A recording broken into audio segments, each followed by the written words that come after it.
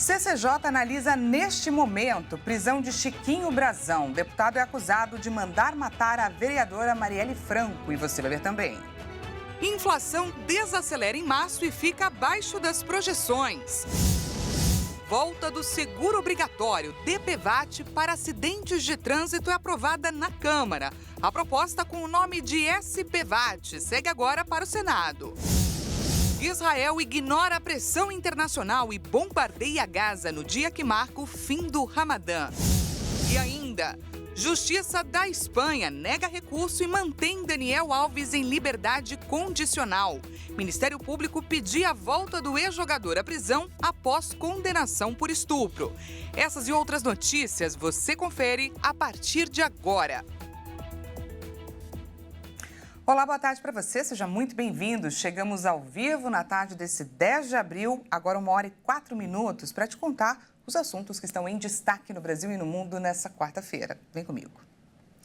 A Comissão de Constituição e Justiça e de Cidadania, CCJ, da Câmara dos Deputados, está reunida neste momento para decidir se mantém ou não a prisão do deputado federal Chiquinho Brazão. Ele é apontado pela Polícia Federal como um dos mandantes do assassinato da vereadora Marielle Franco e de seu motorista Anderson Gomes em 2018. Vamos ver, então, imagens ao vivo de Brasília. Essa discussão, gente, teve início 2 semanas atrás, mas um pedido de vista feito por 3 deputados adiou a votação. O parecer do relator, o deputado Darcy de Matos, é pela manutenção da prisão, mas as opiniões estão aí divididas na comissão. Horas antes dessa sessão começar, o movimento para derrubar a prisão ganhou força.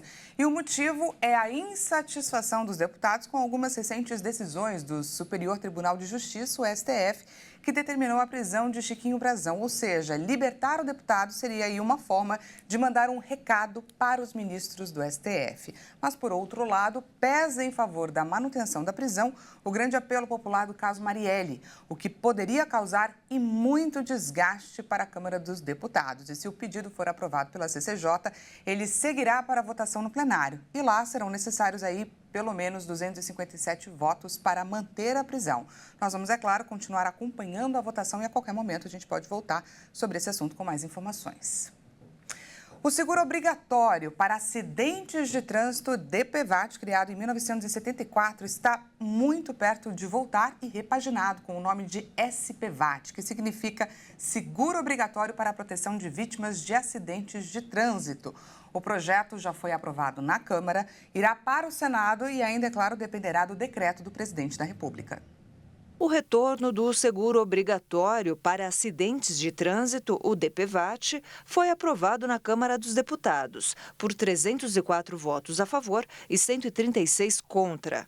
O texto promete cobrir danos civis e pagar indenizações por morte ou invalidez total ou parcial. A responsabilidade por pagar as indenizações será da Caixa Econômica Federal. Para isso, os proprietários de veículos automotores serão obrigados a pagar o seguro. E entre 35% e 40% do valor arrecadado, pago pelos proprietários de veículos, deve ser revertido aos municípios e estados, que possuam serviços municipais ou metropolitanos de transporte público coletivo. O DPVAT havia sido descontinuado em 2020, por meio de uma medida provisória assinada pelo então presidente Jair Bolsonaro. Agora a matéria será analisada pelo Senado.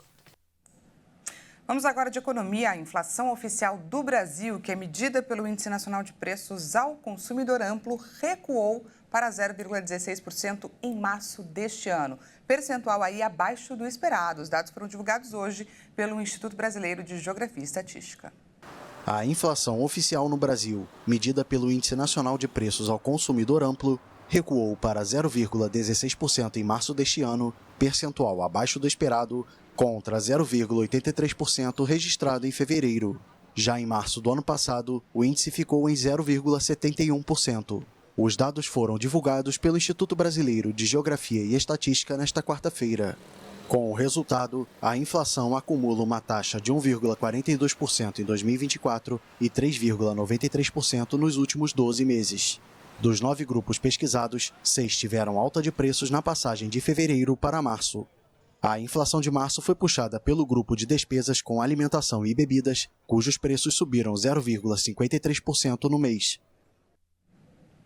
E ainda falando sobre o seu bolso, o governo publicou hoje no Diário Oficial da União uma medida provisória para antecipar recursos da Eletrobras e, assim, tentar reduzir os reajustes da conta de luz. Com a medida, o governo espera uma redução de 13,5% nos reajustes anuais aos consumidores, além de investimentos na geração de energia limpa, de energia sustentável.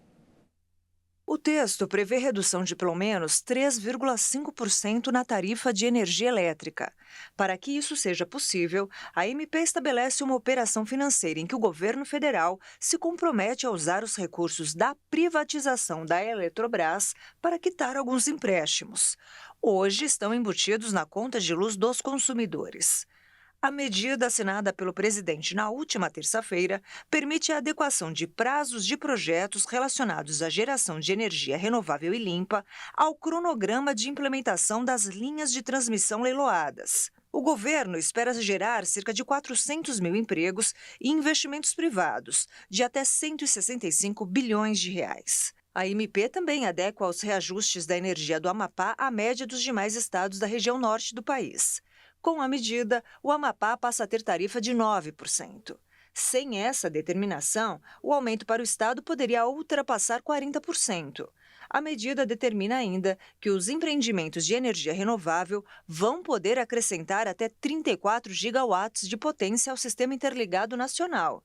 O prazo determinado para a entrada em operação comercial com benefícios é março de 2029, isso segundo o Executivo. A previsão de início de construção é de até 18 meses e são responsáveis por gerar cerca de 400 mil postos de trabalho. Estamos criando condições para que a oferta de energia solar, eólica e de biomassa se antecipem à nova indústria verde. Isso disse Silveira. Seguimos ao vivo, agora 1h10, e agora a gente vai falar de saúde, porque segundo uma previsão do painel de monitoramento de arboviroses do Ministério da Saúde, os casos de dengue no Brasil devem atingir hoje a marca de 3 milhões, isso só em 2024. Outra marca importante foi alcançada nesta semana. O número de mortes por dengue do dia 1º de janeiro ao dia 8 de abril foram 1.116 mortes pela doença, número claramente superior às mortes de todo o ano de 2023, que contabilizou 1.094 óbitos. Mas conforme, inclusive, já divulgamos, esses números eram de alguma forma esperados nesse período, entre a 15ª e a 17ª semana, período caracterizado como o pico da dengue. E uma redução nos casos pode acontecer daqui para frente, mas as confirmações desse 2024 devem ficar na casa dos 4 milhões. Para a gente entender melhor qual momento estamos e qual a nossa responsabilidade para mudar ou pelo menos amenizar os rumos dessa história, a dengue é o tema da nossa entrevista de hoje.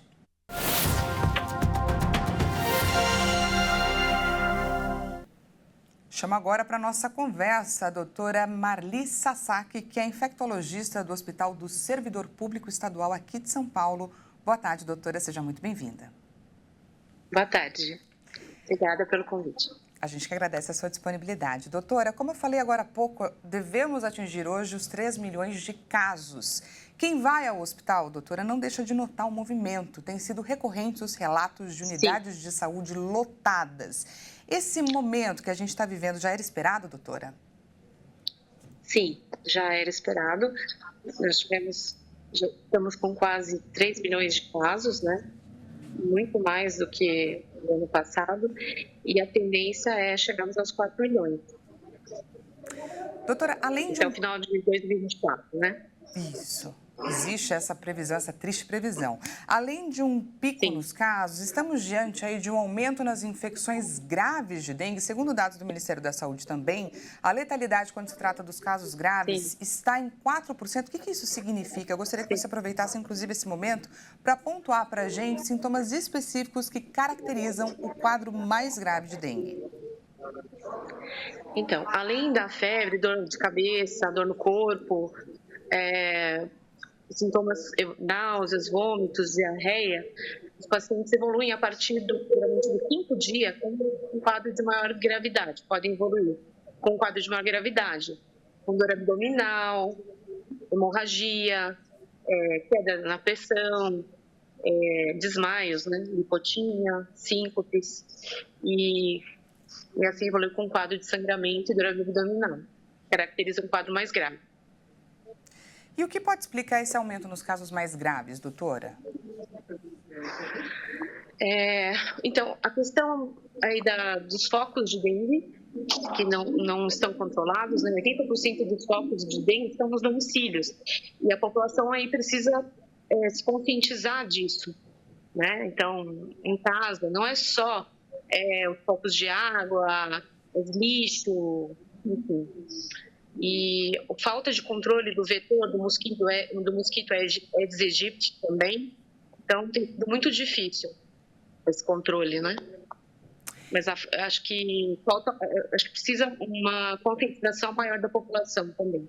É de extrema importância. Infelizmente, doutora, a oferta de vacinas é baixa. Cada cidade aí organiza e determina o seu público-alvo em linha, claro, com o Ministério da Saúde. Inclusive, só para avisar, inclusive, a quem nos assiste, a vacinação em São Paulo será ampliada a partir de amanhã para todos os postos de saúde da capital aos adolescentes de 10 a 14 anos. Eu gostaria, doutora, que você falasse para a gente sobre a importância da vacinação. Eu aproveito, inclusive, para rebater fake news, já que desinformação se combate com informação de qualidade.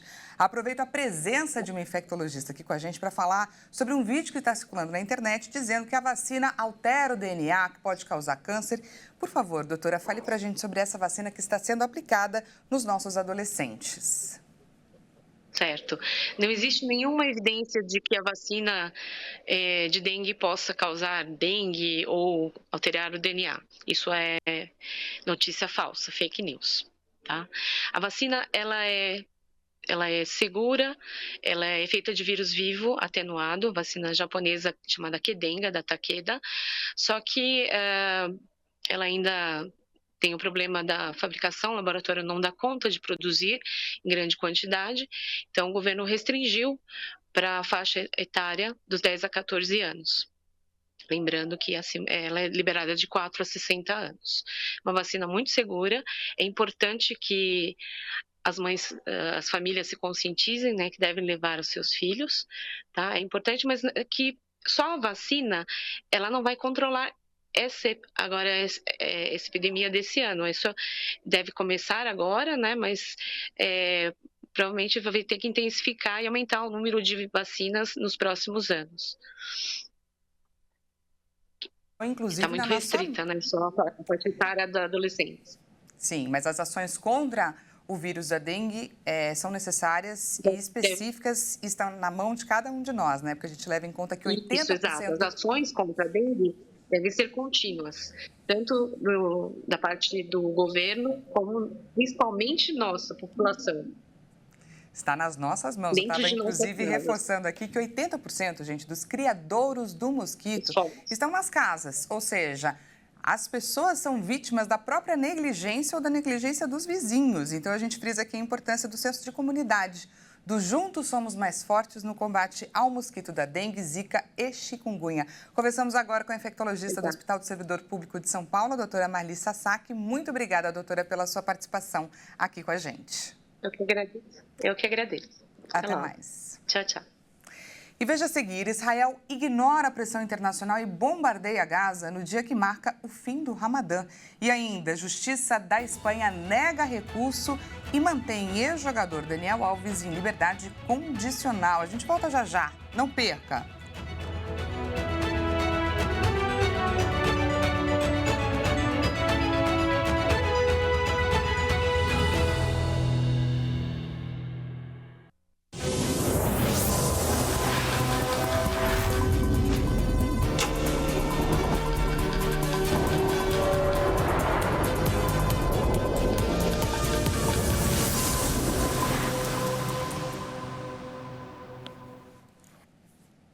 Seja bem-vindo mais uma vez, estamos de volta e ao vivo, 1h19 pelo horário de Brasília, trazemos mais destaques do cenário nacional para compartilhar com você. O Supremo Tribunal Federal deve fixar nesta quarta-feira o entendimento final sobre a possibilidade do Estado ser responsabilizado pela morte de pessoas baleadas durante operações policiais e militares. Em um julgamento finalizado em março, o Supremo decidiu por 9-2 que a União terá de pagar indenização à família de uma vítima de bala perdida em operação do Exército no Rio de Janeiro. Na ocasião, contudo, os ministros apresentaram opiniões divergentes sobre qual deve ser a tese aplicada em casos semelhantes. O processo tem repercussão geral. Por isso, a decisão a ser tomada pelo STF vai valer para situações similares. Os ministros têm posições diferentes se o Estado deve ser obrigado a pagar indenização quando não for possível comprovar a origem do disparo. Caso os ministros entendam que o Estado deve ser responsabilizado, familiares de vítimas terão direito de receber alguma indenização. O julgamento do STF tem como base a morte de Vanderlei Conceição de Albuquerque, de 34 anos, em junho de 2015. Ele foi atingido por um projétil de arma de fogo dentro de casa, na comunidade de Manguinhos, no Rio de Janeiro, durante um tiroteio entre suspeitos militares do Exército e policiais militares. O Superior Tribunal de Justiça da Catalunha comunicou nesta quarta-feira que rejeitou recursos contra a liberdade condicional do ex-jogador Daniel Alves, que deixou a prisão depois de cumprir 14 meses de pena dos 4 anos e meio que foi condenado. Os pedidos haviam sido feitos pelo Ministério Público e pelos representantes da vítima no caso de agressão sexual pelo qual o jogador foi condenado. O ex-lateral foi libertado em 25 de março depois de pagar uma fiança de 1 milhão de euros, valor equivalente a mais de 5 milhões de reais. A acusação e a defesa da vítima recorreram da decisão, alegando risco de fuga, mas o pedido foi rejeitado pelo tribunal, que retirou o passaporte de Daniel Alves e o obrigou a comparecer semanalmente à corte. O ex-jogador foi condenado no último mês de fevereiro pelo estupro de uma mulher nos banheiros de uma boate de Barcelona no final de 2022, quando voltava da Copa do Mundo do Catar. A sentença foi objeto de recurso tanto pela defesa de Alves, que durante o julgamento pediu sua absolvição, quanto pelo Ministério Público, que quer aumentar a pena. Os recursos podem levar meses para serem julgados. Israel bombardeou nesta quarta-feira o norte e o centro da faixa de Gaza. A data coincide com o dia que marca o fim do mês do jejum muçulmano e ignora inclusive os esforços dos mediadores internacionais para se chegar a uma trégua depois de mais de 6 meses de guerra. Vale destacar que uma proposta de cessar-fogo está em análise pelo Hamas. Estes ataques ocorrem em um momento em que muçulmanos de todo o mundo celebram o Eid al-Fitr, a festividade que marca o fim do Ramadã. 6 meses após o início da guerra desencadeada pelo ataque do movimento islamista Hamas em Israel, há cada vez mais apelos internacionais para um cessar-fogo. Os países mediadores, Catar, Egito e Estados Unidos, aguardam respostas a uma nova proposta de trégua em 3 fases, que apresentaram a Israel e ao Hamas no domingo. A primeira contempla uma trégua de 6 semanas, a libertação de 42 reféns detidos em Gaza, em troca de 800 a 900 palestinos presos em Israel, além da entrada diária de 400 a 500 caminhões de ajuda alimentar e o retorno às suas casas no norte de Gaza, daqueles deslocados pela guerra. O Hamas garantiu que está analisando a proposta. A Casa Branca considerou que estas declarações não são muito encorajadoras. Apesar das advertências internacionais, Israel continua determinado a lançar uma ofensiva terrestre na cidade de Rafah, que considera ser o último reduto do Hamas na faixa de Gaza. Por todo o território, os palestinos celebram com tristeza o fim do Ramadã, se reunindo em abrigos improvisados, em torno de alguns doces ou pequenos bolos, preparados apesar da escassez. A NFL, que é a Liga Nacional de Futebol Americano, anunciou nesta quarta-feira o primeiro jogo oficial da entidade sediado aqui no Brasil. Vamos conferir. No dia 6 de setembro de 2024, na Neoquímica Arena em São Paulo, Philadelphia Eagles e Green Bay Packers irão se enfrentar pela primeira rodada da temporada 2024-2025 da Liga dos Estados Unidos. O comunicado foi feito pelo vice-presidente sênior da NFL International, em conjunto com a Prefeitura de São Paulo. Vale destacar que essa será a primeira vez que a Liga terá um jogo sediado na América do Sul. A proposta da federação é deixá-la popular internacionalmente e, por isso, os jogos poderão ser sediados em qualquer lugar do mundo, com o objetivo de atrair o público. O confronto apresenta duas equipes simbólicas para o torneio, sendo o Green Bay Packers 4 vezes campeão do Super Bowl, enquanto os Eagles venceram uma vez. E antes de encerrar, que tal viajarmos juntos para a África do Sul? Vamos dar uma olhada em como estão as coisas na cidade do Cabo. Com diversas atrações turísticas e paisagens impressionantes como essa, a Cidade do Cabo é marcada como um ponto de visita quase que obrigatório na África do Sul. Além disso, a cidade também é a capital legislativa do país, pois é, onde fica o Parlamento Nacional e uma grande concentração de escritórios do governo. Apesar do céu limpo que a gente vê agora, com um sol até que forte, por lá chegamos às 18 horas e 25 minutos da tarde, nem parece, não é? Isso se deve, é claro, aos efeitos climáticos e também à localização da região na Terra, o que atrasa um pouquinho o nascer e o pôr do sol, isso se comparado, é claro, com o que estamos acostumados de nascer e pôr do sol aqui no Brasil. E é com essas imagens que encerramos o jornal de hoje. Não se esqueça que daqui a pouquinho, 1h50, Caroline Povaleri chega com mais notícias para compartilhar, é claro, com você. Uma excelente tarde de quarta-feira e até amanhã.